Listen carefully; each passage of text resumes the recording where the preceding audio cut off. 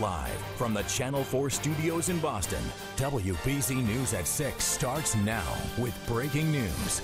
The ayes are 50. The nays are 48. The nomination of Brett M. Kavanaugh of Maryland to be an Associate Justice of the Supreme Court of the United States is confirmed. After a week of protests, political wrangling, and an FBI investigation, Brett Kavanaugh is set to be sworn in as a Supreme Court Justice. The Senate confirmed Kavanaugh just after 4 o'clock this afternoon, and President Trump says he will be sworn in today. Good evening. I'm Katie Bryce. And I'm Ken MacLeod. Today's 2-vote margin of victory is one of the slimmest ever for a Supreme Court nominee. The vote unfolded with protesters shouting from the gallery, and those protests continued outside of the Supreme Court building. Massachusetts Senator Ed Markey was one of the no votes and says the battle now pivots to the midterm elections.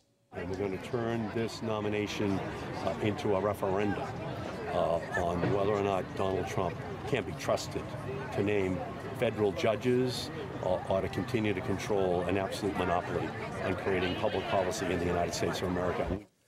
President Trump applauded the Senate vote on Twitter, calling Kavanaugh a, quote, great nominee.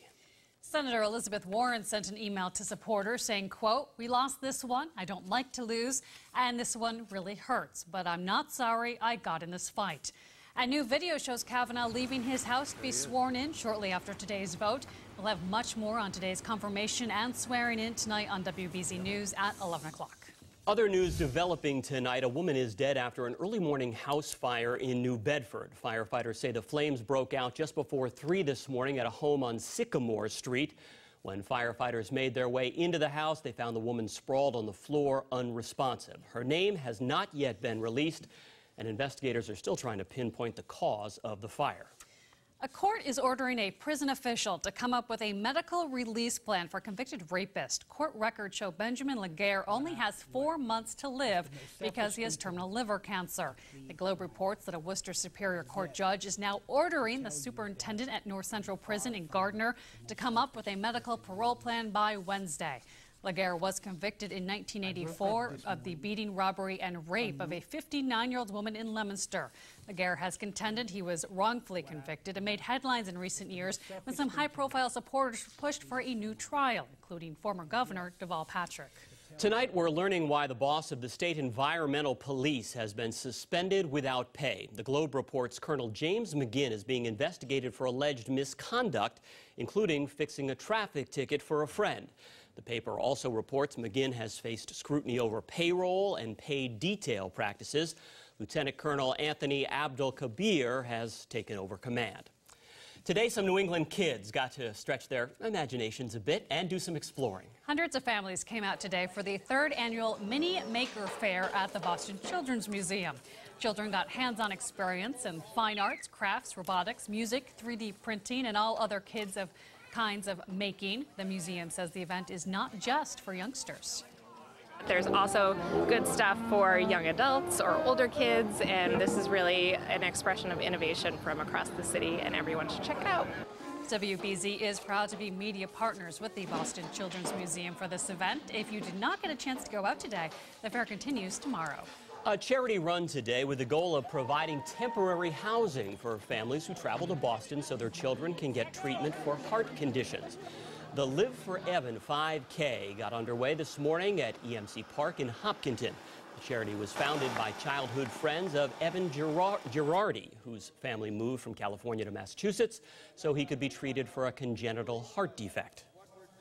Lots of times these families have to stay for anywhere from 2 weeks to 4 months, and it's a burden. Evan was just the type of kid, he'd give you the shirt off his back. You know, that was his mantra. So I think when we were kind of creating the organization and developing the mission, we knew we were helping people. Evan died of a heart arrhythmia during his senior year of college in 2010. Live for Evan hopes to raise enough money to open up another apartment for families by December. They've housed over 20 families since March of 2016. This green sea turtle was found stranded further north than any prior stranding of its species. The turtle was found on a Newburyport beach at the mouth of the Merrimack River. Previously, Cape Ann was the furthest north, as green sea turtles do not tolerate cold water very well. The New England Aquarium treated the turtle, but it did not survive. It was estimated between 2 and 4 years old.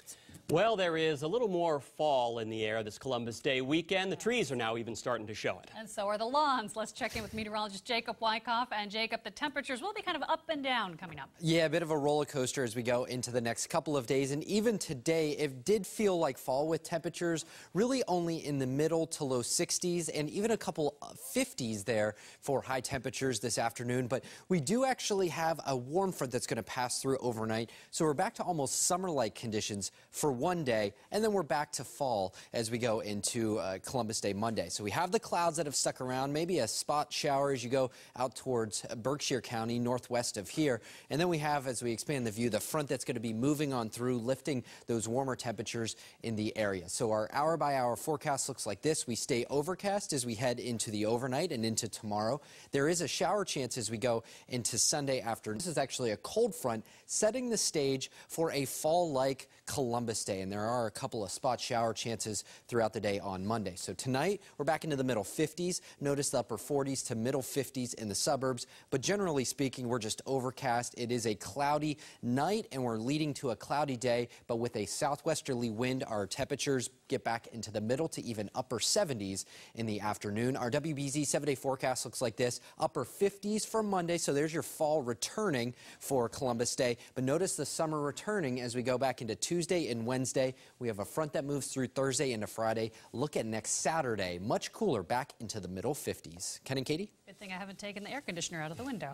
Well, thanks so much for logging on to CBSBoston.com. We'll have all the news tonight at 11 o'clock over on WBZ Channel 4 or at 8 on MyTV 38. Until then, hope you have a great evening.